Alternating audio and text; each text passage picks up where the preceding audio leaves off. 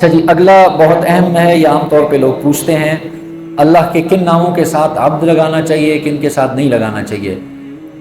یعنی بعض لوگ مثال کے طور پہ کوئی شخص عبد الرافع نام ہوتا ہے، عبد الرافع، کوئی شخص رافع نام رکھ سکتا ہے، یا محمد رافع یا رافع احمد تو رکھ سکتا ہے۔ دو نام اللہ کے ایسے ہیں جن کے ساتھ عبد لگانا ضروری ہے۔ ایک اللہ کا جو ذاتی نام ہے اللہ، اس کے ساتھ آپ عبد لگائیں گے تو کیا بن جائے گا؟ عبداللہ۔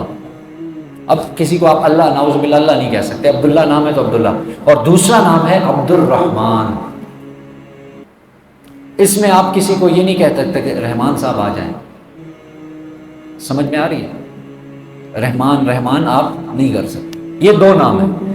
اس کے علاوہ جتنے بھی نام ہیں اس کے بارے میں علماء نے یہی لکھا ہے کہ بھئی اس میں اگر کوئی عبد نہیں لگا رہا اور الف لام نہیں لگا رہا تو وہ شخص اس کو اس کے نام سے پکار سکتے ہیں۔ مثال کے طور پہ رافع ہے، اور جو ہے نا رحیم ہے، اور رؤوف ہے، اور اس طریقے سے جتنے حفیظ۔ اب حفیظ اللہ کا نام، صفاتی نام ہے، یہ ہوتا کہ عبد الحفیظ، لیکن کوئی محمد حفیظ لگا رہے تو کوئی حرج کی بات نہیں۔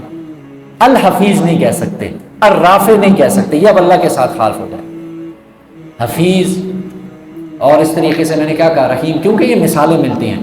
دیکھو یوسف علیہ السلام کے بارے میں کیا آتا ہے؟ یوسف علیہ السلام نے جب کہا خزائن الارض انی حفیظ علیم، یوسف علیہ السلام نے اپنے بارے میں کہا، صفت اللہ کی ہے حفیظ اور علیم، اپنے بارے میں کیا کہا کہ میں یعنی حفیظ بھی ہوں اور علیم، امانت دار بھی ہوں اور جاننے والا بھی ہوں، اپنے بارے میں کہا۔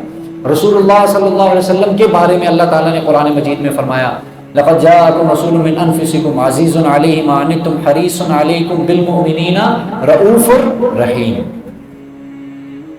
تو یعنی رؤوف بھی ہے، رحیم۔ تو اس لیے اگر کوئی شخص ان دو ناموں کے علاوہ، عبداللہ، عبد الرحمن کے علاوہ باقی آپ کسی نام کے ساتھ اگر رحیم کہہ دیا، یا حفیظ کہہ دیا، یا حسیب کہہ دیا، یا رقیب کہہ دیا، یا جو بھی کہہ دیا، جائز ہے۔